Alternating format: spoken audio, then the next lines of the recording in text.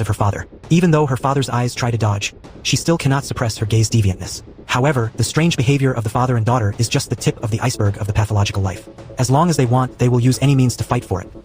Among them, this is the unlucky man. Mike was originally a college classmate. Sophie had already felt good about Mike. Before graduation, she mustered up the courage to confess to each other.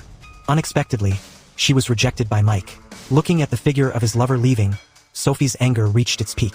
When she saw Mike and her girlfriend kiss me, Sophie made up her mind to make Mike pay a heavy price. This day, when Mike was resting alone on the mountain, suddenly a figure appeared behind her back before he could react and was dragged away. When the car stopped, Sophie ran out and kidnapped her father.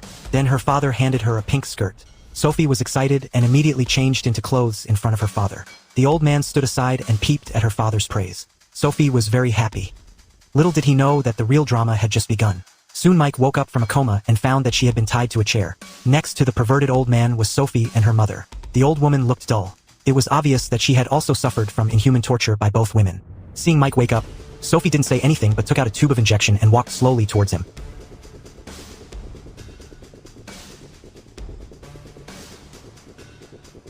Then Sophie sat on Mike's lap and his father took a photo as a souvenir.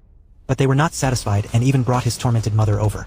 In order to make the photo look good, he grabbed his mother's hair and listened to his mother screaming. Sophie couldn't say anything.